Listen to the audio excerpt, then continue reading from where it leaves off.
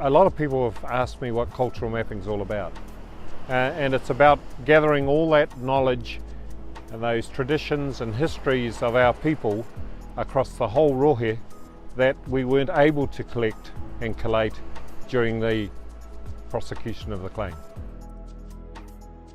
The basic reserves for Maoridom were set at the sea coast or around rivers and lakes where their natural food was. And what's happened to all that land since then, Drew? A lot of it has basically passed into European hands. Some of it is still retained by Maoridom, but not a lot. The gathering of place names went on as I was going around finding evidence.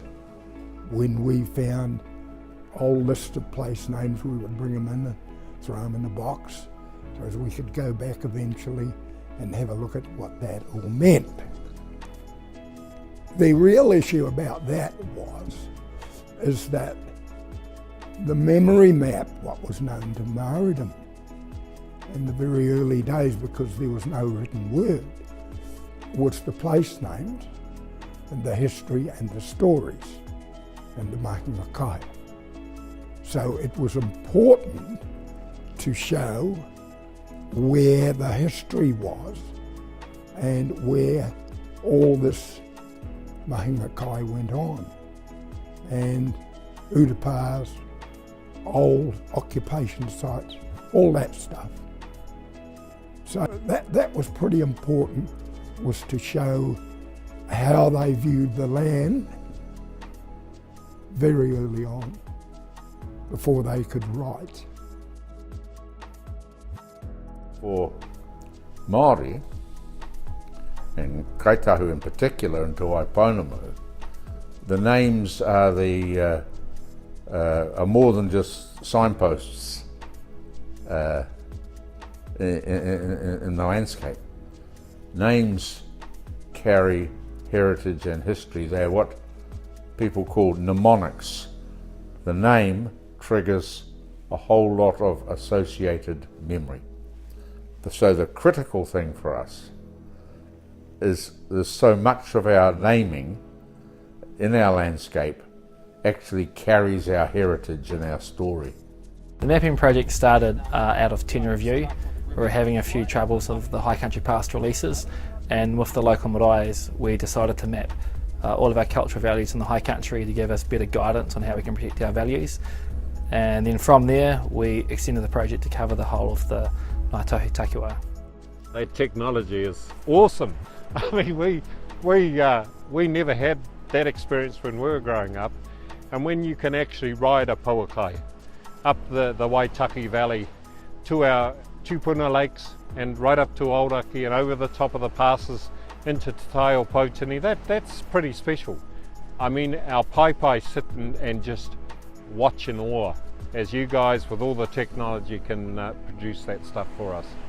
It's amazing.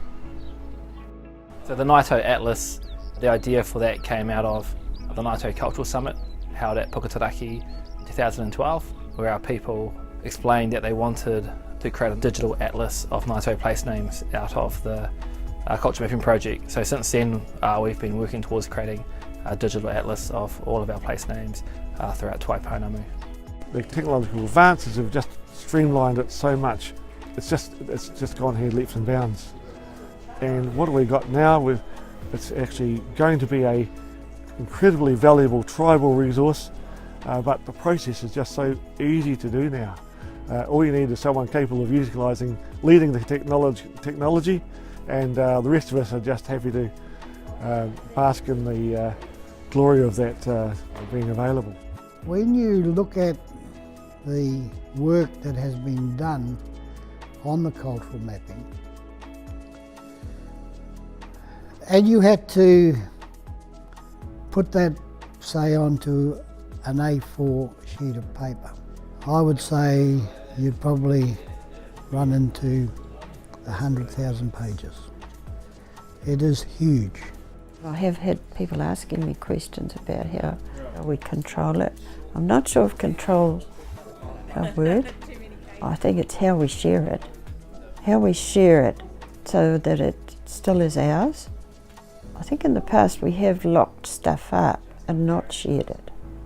And we're actually trying to find that way of doing it now.